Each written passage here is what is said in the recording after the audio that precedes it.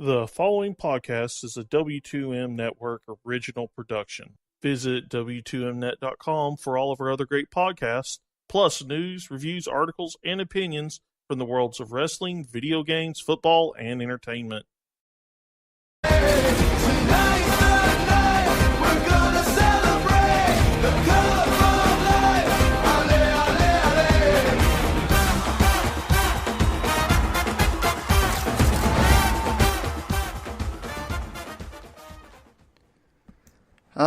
Yes, it's World Cup fever time as we are less than a month away from the grandest event in all of sports. And of course, this being soccer to the max, we cannot, even if we never talked about international soccer ever, we couldn't not talk about the World Cup and its groups and everything else.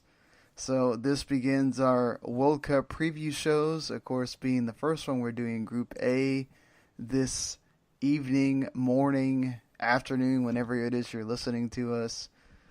And why not? We have to bring in the resident Russian, Rachael McKriger, to talk the host country. The resident Russian. Wonder if I could get that on a license plate holder. Or t-shirt. T-shirt too, yeah, that's a good one. That's a good one. So yes, the host. Do you want me to just dive into this? No, we should probably do introductions here for a second. Erik, of course, sadly he's stuck with, I guess, either the easiest team to predict in the group or the hardest team to discuss in the group in Saudi Arabia. This won't happen every time for him, thankfully, But believe it or not, this is pretty easy for me, although I am going to say I'm really not going to like them come tournament time. This is a no. Just be prepared.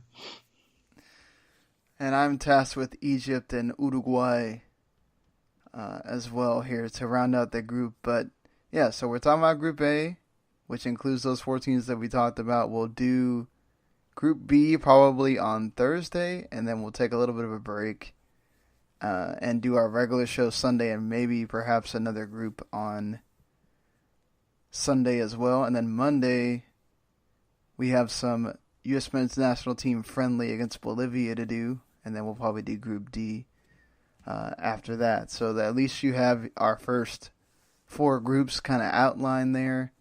And the song, if you've been living under a rock for like the past, I don't know, our entire lifetimes, you don't know that that's the Ricky Martin Cup of Life song that I played at the beginning there. Every one of these I'll play a different World Cup song because why not? They make you have to have themes for these things. And the Russian one is actually not too bad. I don't know if you've heard it, Rachel, but It's not. it's actually pretty decent. Now, the Jason Derulo one that they made for Coca-Cola is not that great, but it's whatever. When you say the most recent one, are you talking the one with Will Smith and Diplo? I haven't heard the Will Smith one yet. Okay. Is it out there? It's not yet, but there's a lot of groundswell behind it, and it's even got me intrigued. Yeah, Will Smith's usually pretty good at music for the most part. And he does it so infrequently that you kind of are sort of in just enamored by the fact that you forgot that he could do this. So I'm sort of interested in it. It at least is different than Shakira's done the last like 3 English ones. So interesting they chose somebody else. I guess Shakira finally said, okay, I'm done doing this and bring back Will Smith for this. Interesting. So I guess they don't have a video yet. If the song's out there, they don't have a video for it. So that's probably why it's not out there going crazy. But I'm sure by next week or so they'll have it out there. But yeah, the Russian one's pretty decent. I'll probably play that at some point during these previews. But yeah, so might as well go ahead and get started with the interesting tale of the World Cup hosts. Rachel. I have my Russian vocabulary pronunciation guides. So, World Cup is Kubok Mira. So, welcome to the Kubok Mira World Cup. Man, are these things handy. The World Cup, listen, folks, Russia actually has a chance in their group. They better beat Saudi Arabia. Sorry, Erik. And their matches against Uruguay and Egypt are going to be interesting. I say that because Russia has a really good goalkeeper, and that's Igor Akinfeev. He has been their rock in some really tough matches. He had a decent Confederation Cup, and he's balanced out on top by Fedor Smolov, who is their big-time striker. He's been named Player of the Year in the Russian League 2 years in a row now, and he's gotten interest from Germany and England, but he's stayed in Russia. He probably won't after this World Cup, but that's just the way that it goes. So I guess if you have to ask who my player to watch is between the two, I would say Igor Akinfeev, because I feel like it's going to be a very defensive-minded World Cup from Russia. I don't really think they have a choice to do anything but defensive-minded and leave the attacking to the forwards and the attacking midfielders. This is going to be a tough one for Igor Akinfeev, but then again, there's a difference when you're playing in a World Cup in Brazil, which they did in 2014, and then a World Cup in 2018 in Russia, your own host nation. So it's going to be interesting. Russia doesn't really have a lot of success in World Cups, but that's fine. We're new. I get it.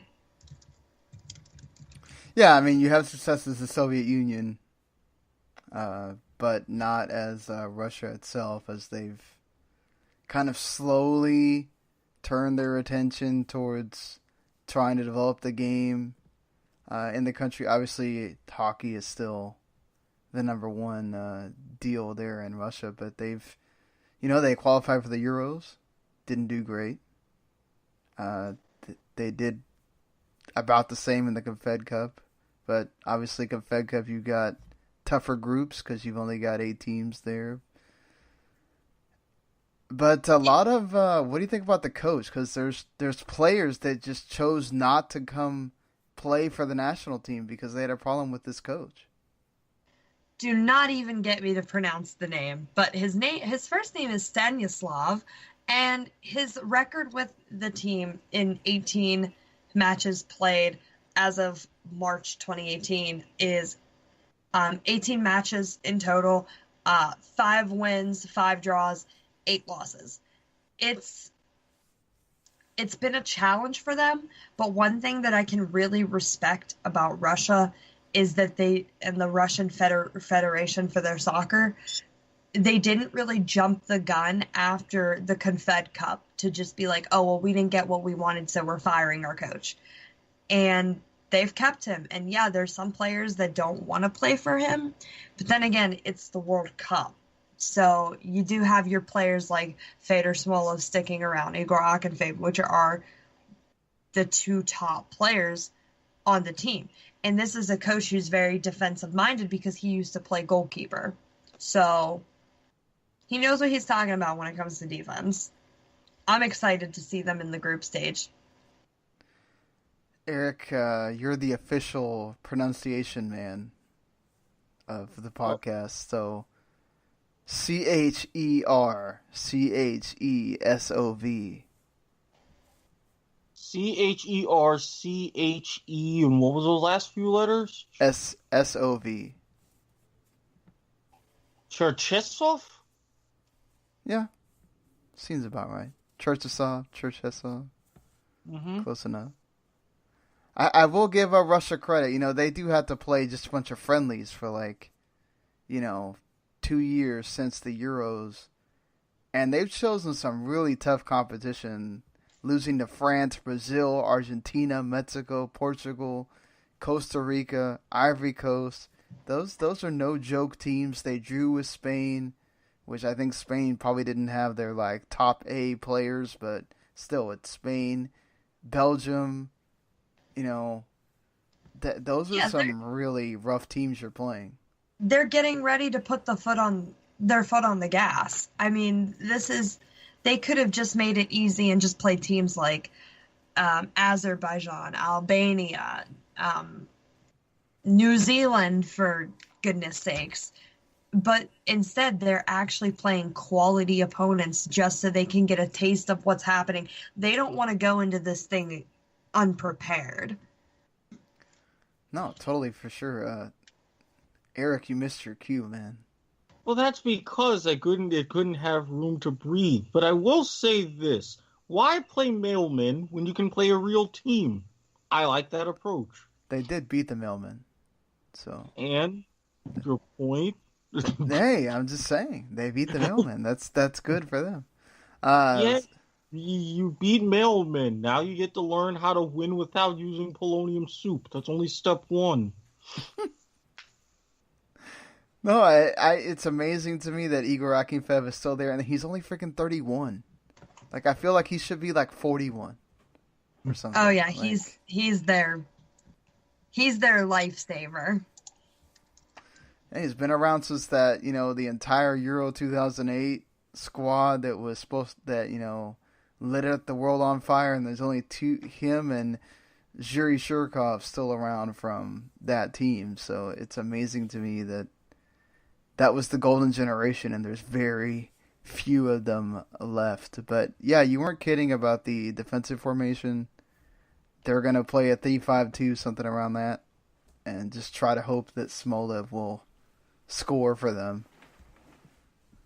And I mean, Igor Akinfev, 104 appearances for Russia. So it's not, like you said, Sean, it's not like he's ill-prepared. I mean, he's been the captain since March 2017, so he knows what he's doing. Oh, for sure. We're not going to give predictions on these. These are just straight previews. We're going to have our whole entire prediction show the Sunday before the World Cup starts. So if you're wondering why I'm not having everybody go through that, we're making you wait. But anything else you want to say on Russia before we move along here? Give us a little credit. I think Russia might surprise people. I know when we were talking off air the one day, we were talking about how Egypt really has Mo Salah and a couple other good players, but other than that, they're not really a complete team. Give Russia some credit. I think that, playing in front of your home fans is going to bring something completely different for them. I don't think they're going to get the crowds that they got during the Confed Cup. I think they're going to be bigger and better. And I think they're going to surprise a lot of people. Do I see them making it far if they make it to the elimination rounds? Probably not. But I think even just making it to that would be a big boost for them. And just have a little faith. I know Americans don't like Russians right now, but have a little faith, at least for the resident Russian. Spasiba. Yeah, I think with Russia, you got to remember who's in this group, and that first game is going to be huge for them. If they can get the 3 points where they need them, you can't get a draw there. It sets you really behind. Obviously, Uruguay and Egypt have a huge match the next day that could very well decide who winds up where if somebody can get the 3 points. But we saw in the Confed Cup that Russia was there every game. They were up for it because of that home crowd, for the most part. And you have that sort of same setup here where, okay, you have, in Egypt, you have Uruguay, who's obviously they're super talented, just like Portugal was. But they gave Portugal a game for a while. So, I think if they can score, then I think they'll be okay. My thing I'm worried about is letting in goals. Are there going to be a defensive liability to where, there's only so much Akinfev can do? Right. Speaking of defensive liabilities, perhaps no bigger one than Saudi Arabia, Erik. I mean, look, Juan Antonio Pizzi, you were a great player. You were a decent manager. Don't take my advice literally. When I say you need two strikers, I mean you need to have two strikers on the pitch simultaneously, not you need two strikers in your entire roster. Well, but they may not have more than two strikers No, to this is like give. this is no. They had a bunch of call ups, but the problem is when you have these call ups and when you have these guys playing against teams, especially if you're bringing in a squad against an opponent like Iraq, you may want to kind of, I don't know, let them loose. Do you need as many midfielders on your squad as you do? Do you? To be fair to Pizzi, it's not like he's been with them the entire campaign. He was their third manager in 3 months, and he's led them an entire total of 6 matches. Yes, 3 wins, a draw, 2 losses, but still, you were responsible for these February call-ups, and you decide not to bring a guy, in Nasser Al-Shamrani, 19 goals and 78 caps. Could have been at least somewhat handy. Yeah, you've got Mohamed Al-Sawali, who's their big goal scorer. Obviously, the competition in Asia is not the best when you get outside the top, the Japans, the South Koreas, the Australias, and a few others. I mean, this is where this is going to be tested, right? Yeah, altogether you have 17 players from 2 Saudi clubs, Al Ahly and Al Hilal. Great for chemistry, but you hit the nail on the head. What's the kind of competition that you're really facing? Because guess what? You have been on an extremely rocky run, and you're starting to find ways to put in goals. They've had back-to-back 2-0 wins against Algeria and Greece, but that's following 0-4 against Belgium, 1-4 against Iraq. Where are these goals going to come from? Especially if you're shaping up to play, what, a 4-5-1? Or, God forbid, a 4-6? No, I'm not going to tune in for that. I think they're set to play a 4-2-3-1, but it'll change around. Pizzi does try to be a bit more... The guy doesn't know how to put a defensive formation out there. Look what he did with Chile for all those years. For a couple of years. He just took the Sampioli way and transferred that on. But, I think it's all going to depend on how many goals did they let in to where they have to go forward. And then they just keep leaking goals because they don't have enough to... Let's put this in perspective. The Al-Sawawi goals, like 8 of those came against Timor-Leste. Mm-hmm. I mean, come on. Does anyone even know where that is? Oh, wait a minute. It's west of that Trans-Tasman area, farther south than New Zealand. So you're talking right in that little South Pacific area there, Timor-Leste. Yeah. I mean, Eric's probably one of the few people that really just know where that is. I'm saying, like, most people. Now keep in mind, I could be completely wrong on that. But no, look, they haven't been to the World Cup many times. They got through the knockout round in '94, often that incredible goal that's probably one of the best goals ever in World Cups that he went the length of the field. It's just 2002. You'll never Saudi Arabia for the Miroslav Klose special where he got like 4 goals and an 8-0 rout or whatever. It just they are the happy to be here team of the World Cup. They're the lowest seeded team in the World Cup. I don't know. Look, Pizzi has a nice repertoire or whatever, but I can't see it with them. No. And believe it or not, I was strangely close. I thought it was south of Australia when it's north of Australia. So I was in the ballpark. Yeah, at least you got it around that area. So, I mean, and it's difficult too because it's not like they just show Saudi Arabian highlights over here in the United States. So, and honestly, why would they? No. I mean, okay, you could get a little bit of support from Tassir Al-Jassim. He was having a connection with guys like Asiri up front, but no. Rachel, let's just say you can count on a good 3 points early on.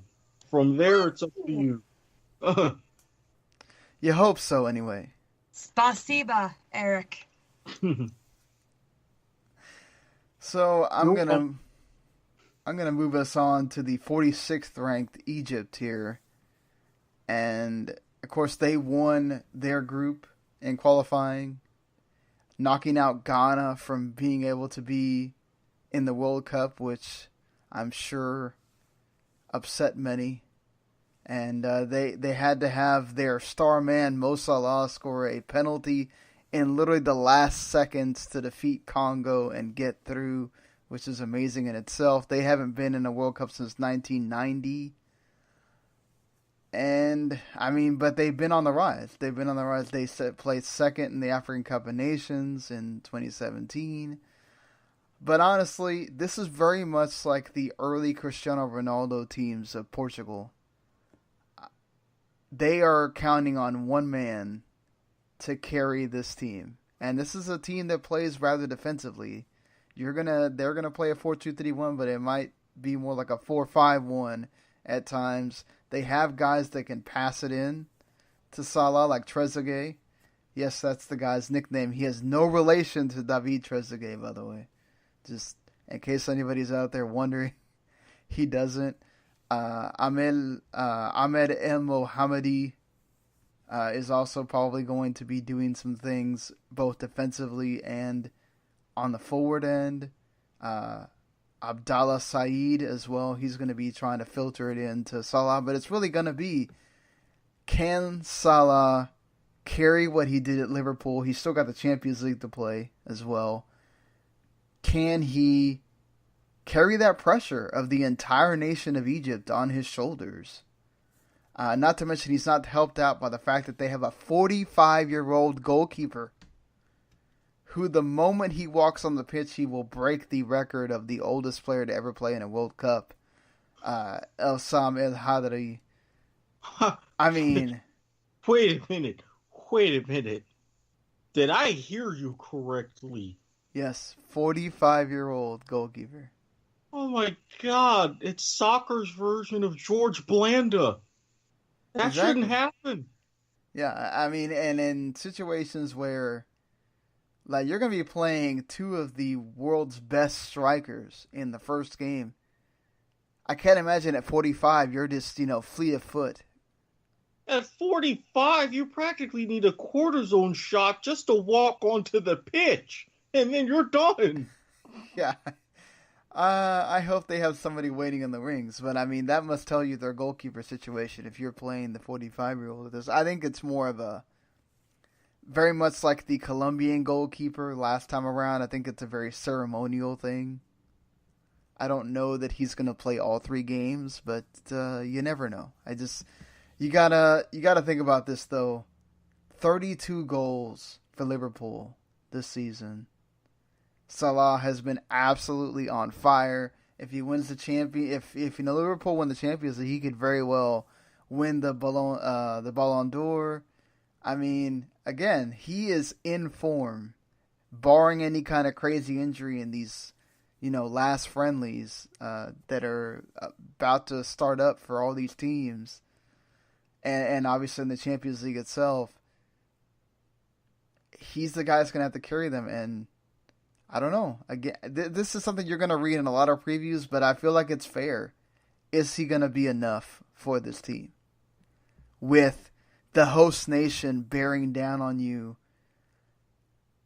you don't know where Russia's going to be at when it comes to their point tally situation.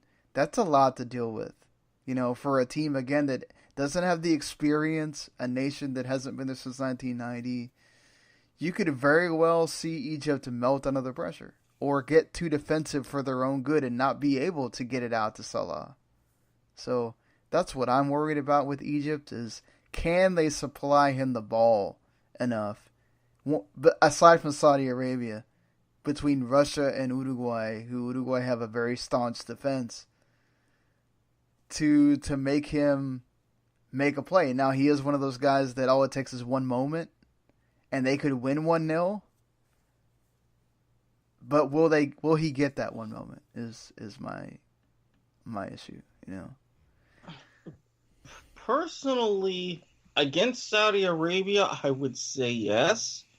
But when you're getting, especially against Russia, they've had to, with being there, with seeing what he's done through not just with Liverpool, but throughout Europe in the Champions League this season, they are going to know better than just about anybody, at least you would think, how to close him down. So the matter is, can they at least potentially get a draw against Uruguay and put themselves in position with 4 points? Yeah, certainly. I think they only scored 8 goals in qualifying, but they only allowed 4. So that lets you know exactly what this is about. Mo Salah had to score about half of those by himself. Mm-hmm. So this is if there's a one-man team in this entire World Cup, it's Egypt, and I wonder if that's going to be an issue. Again, your goalkeeper is also going to be an issue if he's expected to play more than a game. Again, I don't think you want to get routed by Uruguay either, because it may come down to goal difference between you and Russia. So that's another thing that they have to keep track of as well. So I think it's up against it for Egypt, but you don't want to count out that magic of Mo Salah, the year that he's had. And moving on to perhaps one of the most... They're weird because they can be a Jekyll and Hyde at times, Uruguay, but they're very consistent in very many situations, including their coach, who is the longest tenured coach in all of the entire World Cup, Oscar Tabarez, who's been around since 2006. That's only because Joachim Low was not the coach in 2006. We remember a man that's very familiar to all of us here. Jurgen Klinsmann was the coach of Germany in 2006. So the number 17th ranked Uruguay comes in second place in CONMEBOL, only behind Brazil, but they were ahead of Argentina, Colombia, and Peru.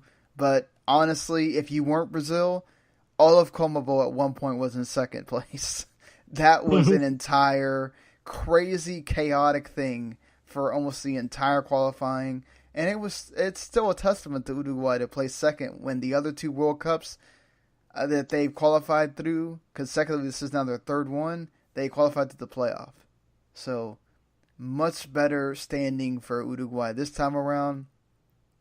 Of course, a lot of this core team is still here from the team that lost to Colombia 4 years ago.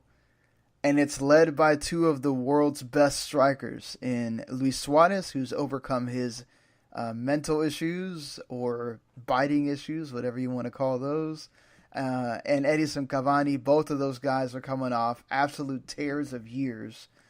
Suarez has 25 goals and 11 assists for Barcelona, and Edison Cavani with 28 goals and 6 assists for Paris Saint-Germain in Ligue 1.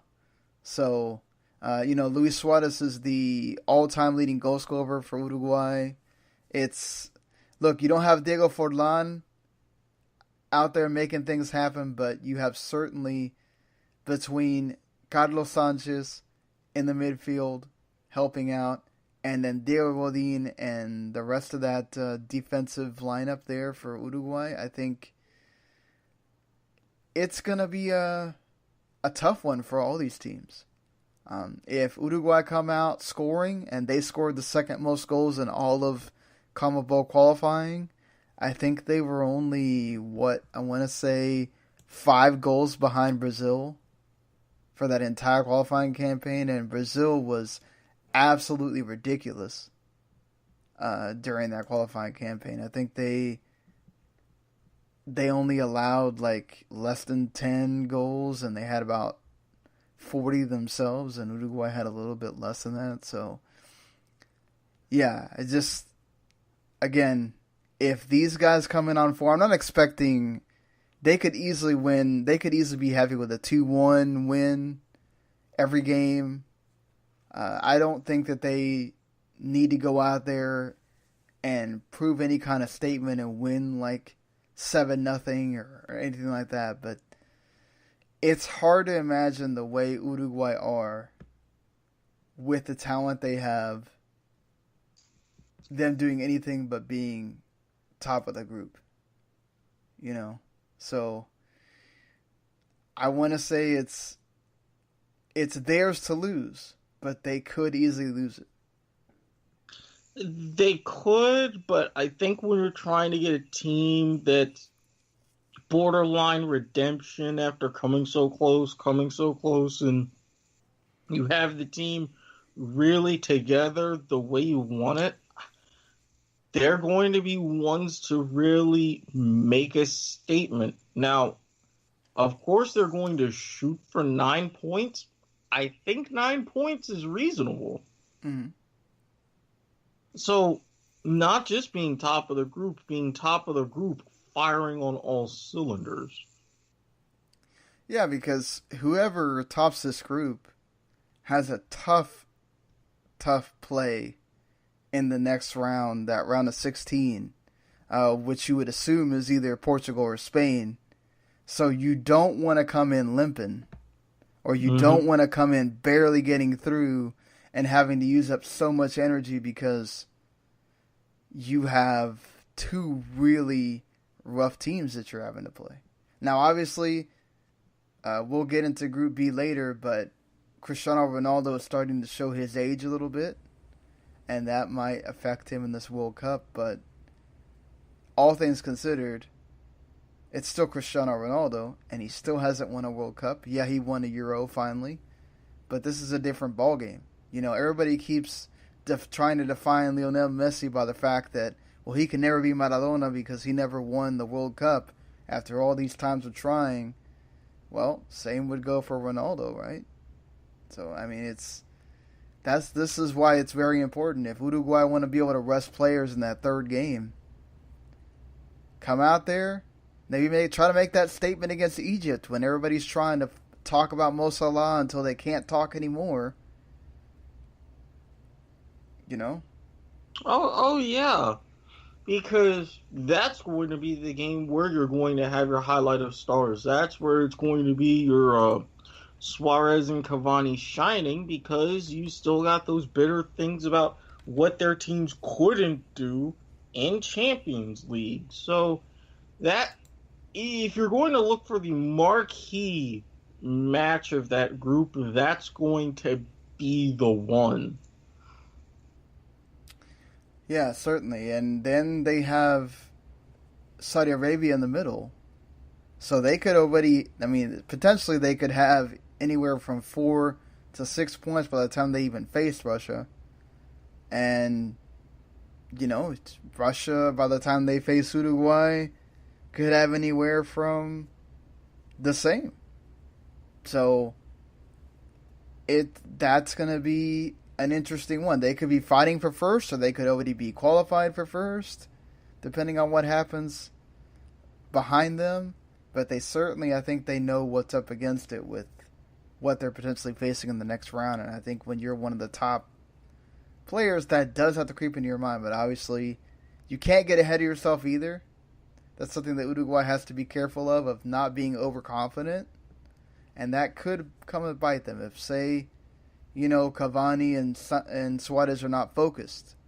And, they're not getting the service that they should be getting. Or, whatever the problem is, Diego Godin's not on it. And Mo Salah does have that moment. Or, somehow Saudi Arabia get a crazy early goal or something like that. It's all possible. It's the World Cup. We've seen crazy things happen. So I'll guarantee you that one or two of these teams that we're expecting, like no doubt they're going to get through, something's going to happen. Where they don't, or it was a trial by fire to get through, or whatever. And it could very well be Group A. It's a very much probably other than Saudi Arabia, you have three teams that are fighting for 2 spots. It's wide open. For sure. It's going to be one of the... I mean, maybe past that, the first game is going to be cool because it's, the home team Russia. Maybe the opponent isn't who you'd want it to be in the glamour first game or whatnot. But it's still awesome. And then, you get Egypt and Uruguay the next day. And that could be fantastic. And then you get Portugal and Spain at 2 o'clock that same day. So... already those first 2 days of World Cup is going to be intense. And yeah, I don't know anything else. Obviously, again, we're not doing predictions right now. You're going to have to wait till June 9th for that one. But got anything else you guys want to say about Group A? Part of me was a teeny bit surprised this wasn't talked about as somewhat of the group of life, but I have a feeling when we get to that third match day, that's exactly what it's going to be. Very well could be. I think when you talk about group of lives, you're talking about all 4 teams having a chance, and I just don't see it for Saudi Arabia. Well, 3 out of 4 ain't bad. No, you're not wrong. You're not wrong about that, but I would think of a group of life like the Group D with Argentina, Iceland, Croatia, Nigeria, or a Group E, Brazil, Switzerland, Costa Rica, Serbia, Fair point. Yeah. I mean, so, or you could call it the Group of Death, whatever you want. Some people decide to call that a Group of Death or Group of Life, whatever. This is going to be fun to go through all these groups. Like I said, Group B, which seems rather top-heavy, looking at it on paper. But we'll get to that on Thursday night, Friday morning, whenever you're listening to this. If you do enjoy what you heard, of course, come back for all of our World Cup group previews. But obviously, we do a show at least once a week, if not twice, covering mostly American side of things. So if you're listening from the other side of the world, I'm sorry, probably won't interest you too much. But if you are listening from the American side of the world and you care at all about MLS or the National Women's Soccer League or just U.S. Men's National Team or U.S. Women's National Team, we discuss all of that. And we discuss the news that's going on. We do discuss international team news. If you listen to the show that we did on Sunday, you'll hear us talk about how FIFA is just really tournament crazy right now and how that's not really a good thing, and various other things that are going on. So, yeah, make sure you go back and listen to Soccer to the Max at least once a week. Hit subscribe if you enjoyed, whether it's on YouTube, whether it's on iTunes, Stitcher, TuneIn Radio, wherever it is you listen to us, Podbean. Go check out Last Word on Soccer for Rachel's wonderful NWSL recaps and whatever else she is writing over there. Make sure you check out W10net.com, of course, for the official soccer podcast of that wonderful website. And until tomorrow, hope you're getting World Cup hyped like we are. See you later, everybody. Peace. Adios.